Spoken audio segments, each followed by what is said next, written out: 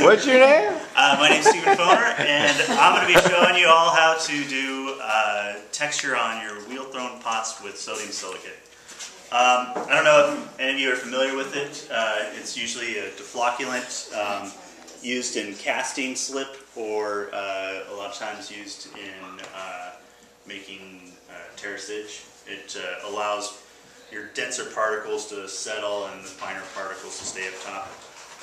But really what I think all this does is just kind of creates more of a candy shell on the outside, and it dries and then allows you to stretch out from the inside out, and then it cracks it open. So a lot of times what I do is I'll throw my form, try and keep it more cylinder-like, you know, definitely more narrow than what I would do, what I want the outcome to be.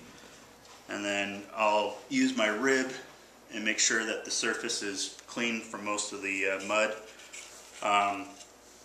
You could also add some slip to it to get like a color variation. I didn't do that because I don't have any right now. And then all I'm doing is just liberally putting on a coating of the sodium silicate. And when you're done using the sodium, like as soon as you can, if you remember, rinse out your brush, because this just is going to dry and be all nasty. One of the things I've heard is referred to as liquid glass, because you could actually get as sharp as glass. Did I see you wet your brush before you put it into the... It was, I cleaned it before I did. It wasn't really necessary to wet it. I'm just, sorry, is that in your way? That's okay. So I'm just kind of drying off the excess. And so that's for that cylinder. And then in about the time that I let it dry, and about the time that it takes me to make another cylinder, you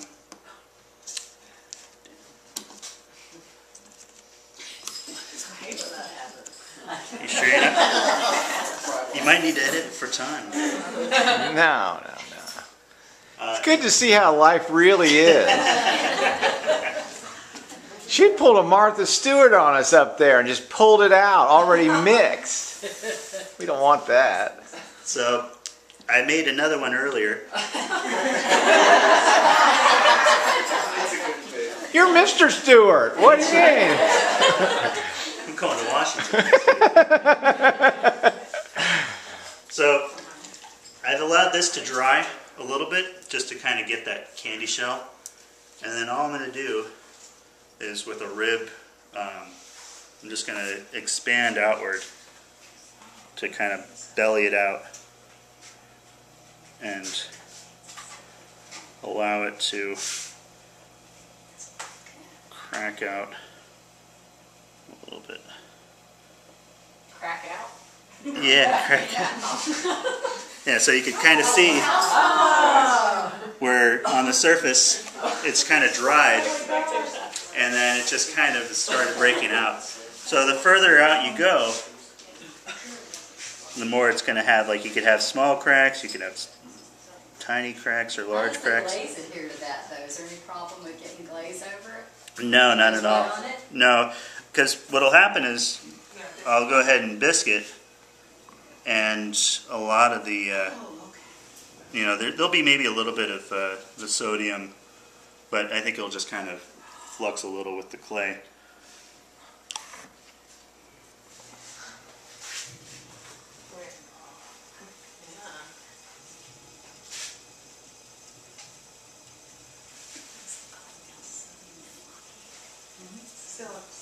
Silicate. Sodium silicate. Yeah.